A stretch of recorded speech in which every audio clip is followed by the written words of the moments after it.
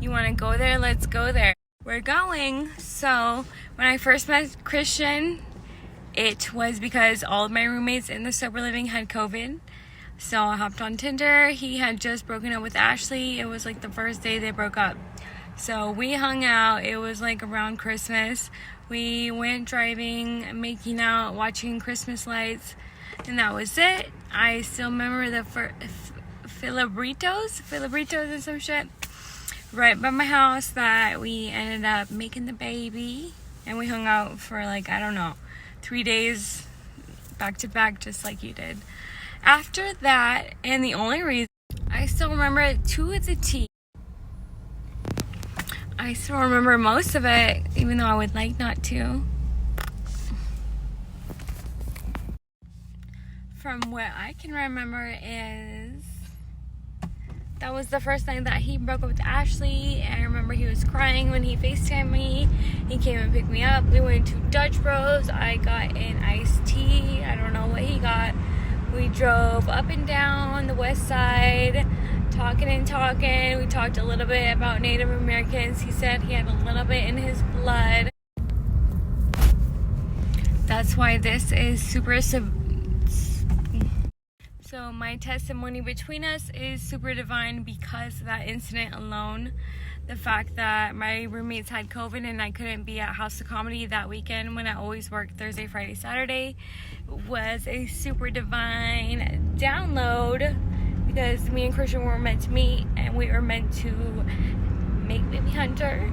And it was hot. It was so hot. That was the first time in my sobriety that I had ever kissed somebody like that. So I get where you're coming from, girl. Christian is a good kisser. And this is why my testimony is so powerful, because I was at a Native American treatment and then I met Christian at like 8.5 months sober. The only reason that I hung out with Christian is because all 8 of my roommates had COVID in the sober living and I had to take the weekend off from House Comedy. The first day I met Christian, I think it was the first day that he broke up with Ashley, and we hung out. He was crying on FaceTime, and that's what I remember. He came and picked me up. We went to Dutch Bros. We drove up and down the west side talking, and then we started making out in the Christmas lights by my neighborhood, and we both didn't expect it to go anywhere, but it definitely went somewhere when Christian got hungry. You know how he is. That man can eat. I think he went to McDonald's that night and Filiberto's. We made Baby Hunter at Filiberto's in the parking lot. And then we hung out for like 3 or something days after that.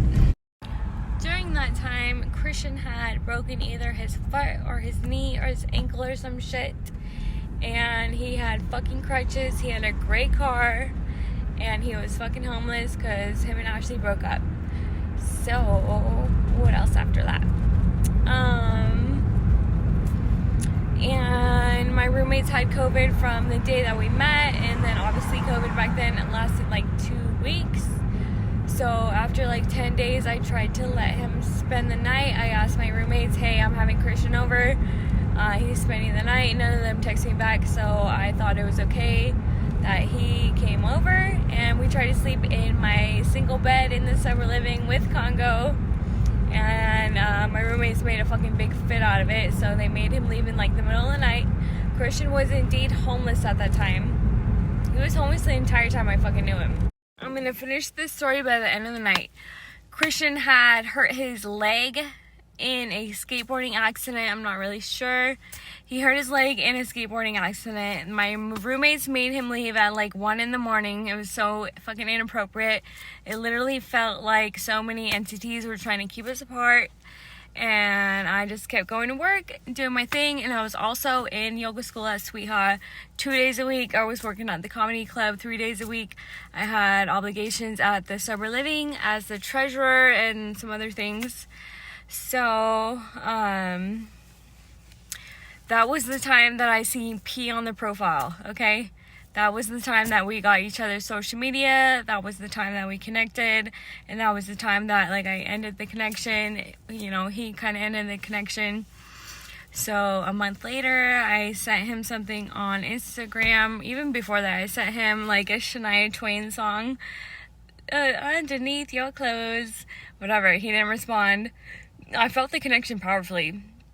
And then what was it? I went to go do my 9th step with my sponsor, and that was making my amends. So I was planning my program for making my amends to my parents and my family. And at that time, I told my sponsor, I think I'm pregnant. I don't have my period. I met this guy like a month ago. You know, this is how the night and the weekend and the time we spent together went down.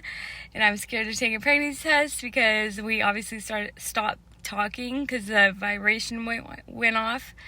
We obviously stopped talking because he was going through his breakup with Ashley. In that time, I know that we went to the Phoenix Zoo, and after that, he admitted to me when he was driving me home, like, I hit Ashley one time. And after that, I've already been through so much of that shit, and I was just getting better, that I was not willing to hold on to this connection when he said some shit like that. I said, no wonder Ashley and you guys broke up. She had a kid who was probably like 6. So I pretty much just like took him off my Instagram. But that was the time that I was on his Instagram. I took him off my Snapchat. I was doing my art. I was doing my own thing. I was feeling my feelings. I never felt something that powerful because I had just gotten sober. I had never kissed somebody like that or had sex like that. And it was good. I remember we steamed up his entire car. So when I realized, you know, that this is toxic, after that, I told him I was pregnant or something. It was during Christmas. I know that he went back to his ex's house when she asked him not to, and he got in trouble from there from causing some drama. He called me after that saying, hey, I know I haven't been around. I went to Ashley's house and now I have an ankle monitor. So yes, he was homeless. That was the last time I ever had his number after he admitted that he and Ashley got in a fight and that he put hands on her. I deleted him off my Snapchat. I quit looking at his Instagram. And then I had to come find his Instagram after I did my 9th step. I took the pregnancy test by myself with Congo. And it said yes. I called my sponsor and I said, yes, I'm pregnant. And I didn't know what to do. So she asked me, you have to tell Christian, whether you like it or not, you have to tell this man. And so I did. I sent him something. He called me. I don't remember how it went down. And then after that, I did my 9th step with my family. I said, I'm so sorry for my drug habit. That was so ridiculous and bad. You guys had nothing to do with it. I put myself in situations that caused trauma. And then I said, and I'm having a baby. That's how I told my mama, I'm having a baby. And then my mom just smiled and we went from there. It was a very beautiful experience. Me and my mom started healing from there, and that was our moment. And I already knew that I was going to have baby Hunter when I found out I was pregnant. I had the comedy club job. I had just gotten sober. I had my sponsor. I had all the girls at the Sober Living. I had Congo. My brother was also trying to get it together in the Oxford House Sober Living. So after I told my mom, it was basically just a bond between her and I. I told her I was going to have the baby without Christian because, like, he was like, okay, it's all love, I'm excited. And then when he went and told his dad, and his dad shut him down, like, don't do this. And that's what really turned things around, is when, even though Christian was homeless and was the reason I feel like we're twin flames is because one of our first nights we hung out, I said, oh, we were driving right past, it used to be called PIC, Partners in Recovery. I think it's called COPA now, but I was like, okay, so yeah, that's the mental health clinic that I go to that paid for my yoga program. That's how I started getting better and stuff. And he's like, no way, I go to there too. And he talked to me about the Army and his ex-wife Brooke, and that healing lasted like 2 years in the Army, and that their marriage fell apart. I'm not sure what else. So after I told my mom, it was basically just a bond between her and I. I told her I was going to have the baby without Christian because, like, he was like, okay, it's all love, I'm excited. And then when he went and told his dad, and his dad shut him down, like, don't do this. And that's what really turned things around, is when, even though Christian was homeless and was The reason I feel like we're twin flames is because one of our first nights we hung out, I said, oh, we were driving right past, it used to be called PIC, Partners in Recovery. I think it's called COPA now, but I was like, okay, so yeah, that's the mental health clinic that I go to that paid for my yoga program. That's how I started getting better and stuff. And he's like, no way, I go to there too. And he talked to me about the Army and his ex-wife Brooke, and that healing lasted like 2 years in the Army, and that their marriage fell apart. I'm not sure what else. So I'm gonna keep going. So when I told my mom, I told my sponsor, I had Tiffany, I had my mom having my back during the pregnancy. They knew I had a job, which I was not able to keep a job before I started doing Kundalini yoga. And so I had the job at the comedy club, I had my sober, I had Congo, I was able to pay my bills, my food bills. I was able to keep a car payment. So I had my mom's support, I had my sponsor's support, I had my brother's support, even though he didn't like you. I knew that I was dead set on having the baby. What was even more fucked up about Christian is I told him I had an abortion in 2015 due to witchcraft and trauma that like took my life sideways for 5 to 7 years. So I told him once I came out to Phoenix and I started getting better from all of that stuff, that I had an abortion in 2015, and that's when I started using drugs. And it took me all the way in 2020 to start getting better, start healing, start going to yoga, start keeping a job, start practicing things and having boundaries. So he already knew that. So when I told him I was pregnant, he was excited. His dad shut him down. I didn't hear from him for like a month. He came over to the sober living. He was smoking a weed pen in the sober living in my room, completely disrespecting me, saying I don't want to have this baby. I tried to tell him like my ex is cool, that this is our baby and he's willing to raise him. But you know what, being truthfully honest, my ex Ryan Tharp, I wanted his baby. We met at the Native American treatment. We had a very special connection, but he was still in his addiction, and he was still with his ex using drugs, using her for drugs. So I was just trying to keep it together. So when he came over, that was the first time that he started disrespecting me at the sober living. He was smoking a weed pen in the sober living. He was talking about drugs that his uncle with the D tattoo he has on his fucking hand. He was talking about his uncle and drugs, and that he had shrooms and a bunch of fucking drugs in his car. So I just dropped it. I literally completely let it go. And then I didn't hear from Christian for 4 months. So I told him on January 17th or 18th that I was pregnant. He came over soon after that. A month after that, it was already February.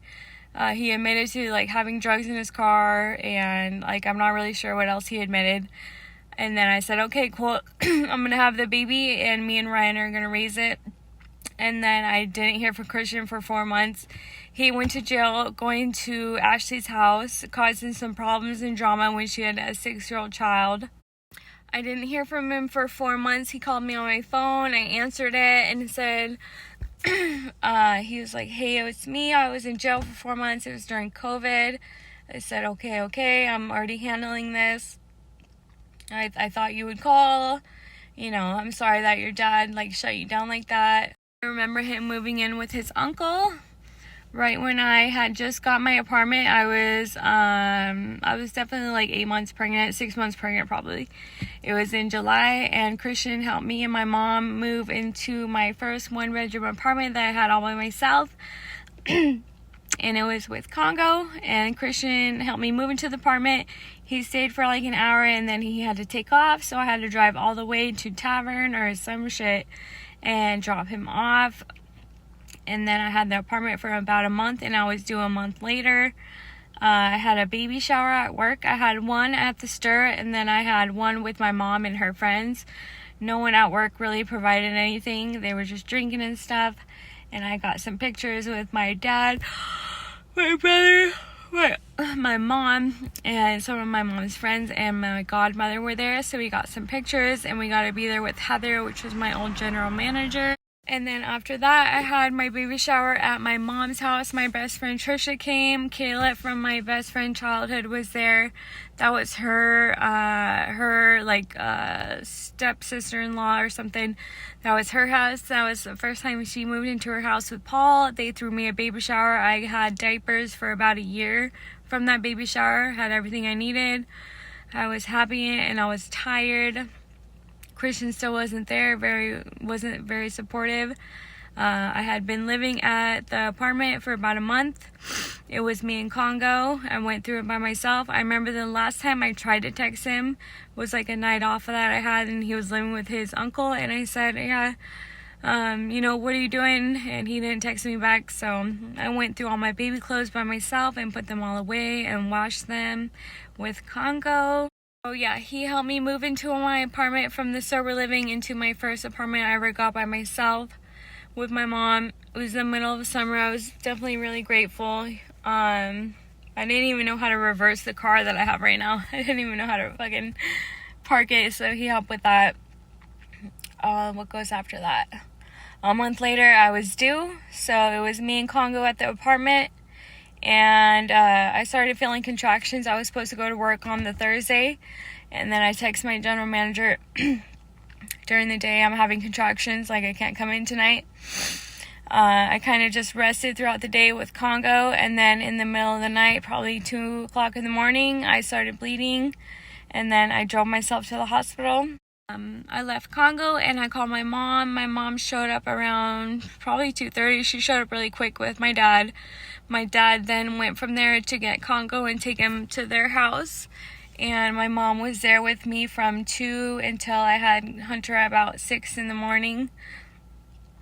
I showed up and the nurses were getting me going, and I had been going through the pregnancy by myself the entire time, so I wasn't doing any hip openers or any stretches. I wasn't doing any research.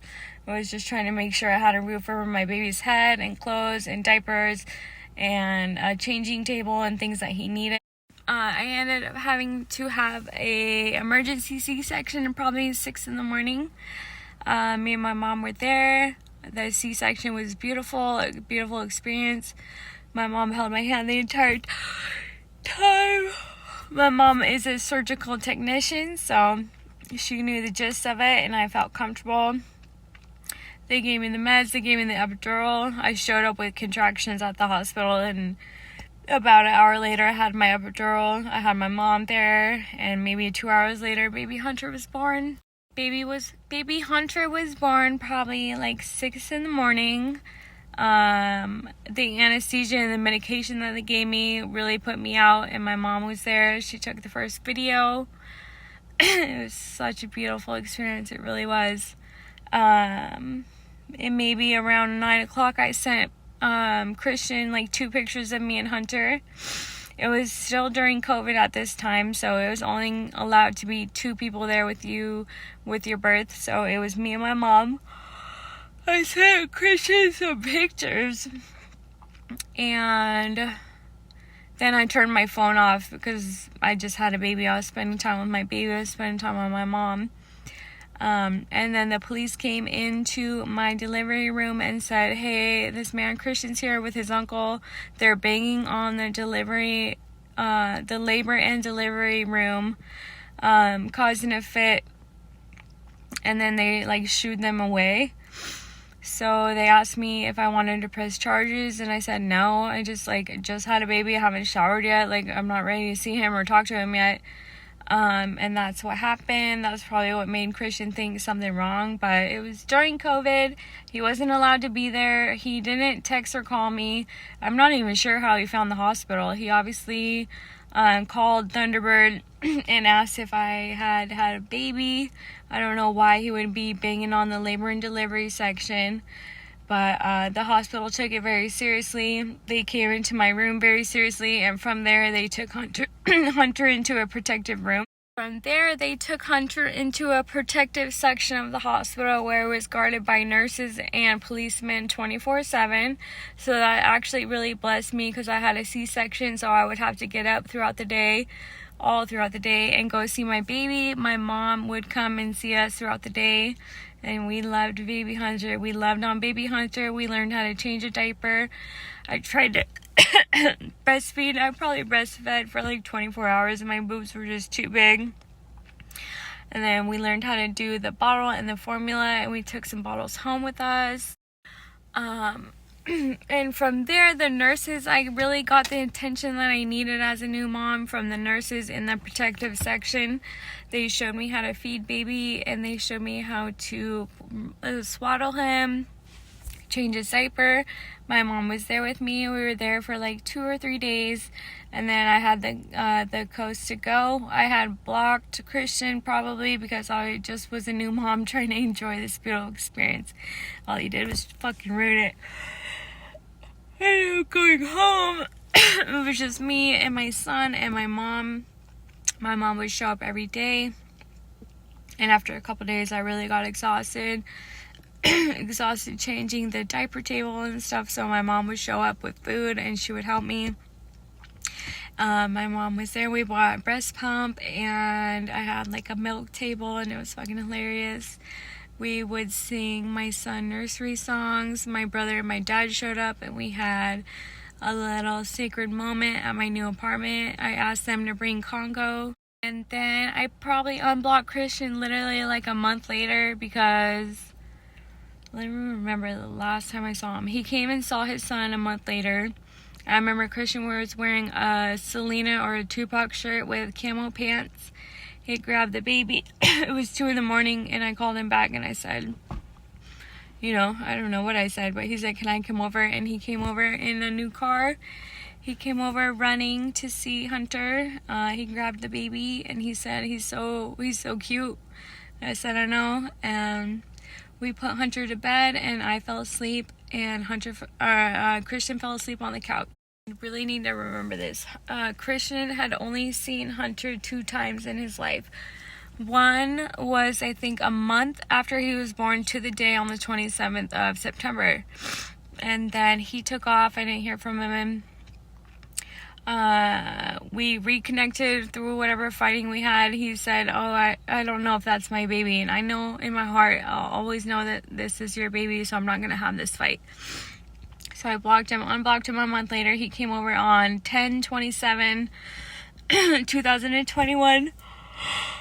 I let him come over. He slept on the couch again. I really would like to remember this. He slept on the couch again, and in the morning... I came to get him at their apartment on Montessori or something pretty fucking close to my house. It's 2 miles down the street from my house. I came and picked him up with Hunter the second time that Christian ever seen Hunter. And that was in October. I came and picked him up at the place he was living. He said he didn't have his wallet. He was seriously a fucking mess. He didn't have his wallet. We went all the way back to get his wallet, and it wasn't even in the car. Like, I was so fucking tired. I was so fucking over it. And in the morning, he slept on the couch, and I slept in my room with my son. I remember something weird, too, in the morning. He, slipped all over the floor, and he said it was a bug. But when I was watching Degrassi, 2 weeks later, it was an Oxycontin episode. And I was like, oh, I know I have Oxycontin from my fucking pregnancy, from my birth. So I went and checked my bathroom. I checked the Oxycontin. I threw it in the toilet, and I knew that there was 14 missing. There was a bunch missing from whatever I was prescribed. Anyways, the next morning, I think he was trying to run around and get his license back or get his car back. So I ended up taking him. Even though I took a month off of work to have my baby, I ended up taking Christian to a tow yard in Glendale, and I paid $200 to get his blue car out of impound, and I never heard or saw from him again.